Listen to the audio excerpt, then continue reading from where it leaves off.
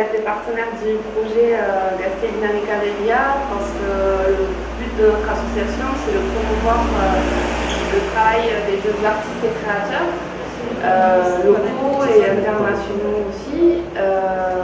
Donc l'idée c'était, voilà, il y a une dynamique jeune qui se bouge pour lui va dans ce sens-là aussi. Et du coup, on a fait ce qu'on a pu pour participer aux animations qui étaient proposées. Beraz, gaur, dinamikako gazte batzuak erabaki dugu erakusketa bat egitea, elkarlanean Baionako Koenit elkartearekin, hemengo tokiko artistak lanarazten nahi dituzte regularki. Eta ideia zen sinpleki gaztei proposatzea eden ikuspundu emaitea Euskal Herriari buruz. Horren egon ditugu argazki batzu, titulu gisa zahia ginoen Euskal Herria zure begietatik.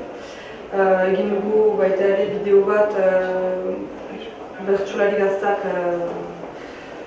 parte jaraziz, Euskararen erabilpenaren inguruan. Gero bukan dugu tindu obra bat eta Baionako fakultateko ikasleak idatzi dizkigute ere bai aikuak Japoniako olerki laboratoriak berdin Euskal Herriaren gaiaren inguruan.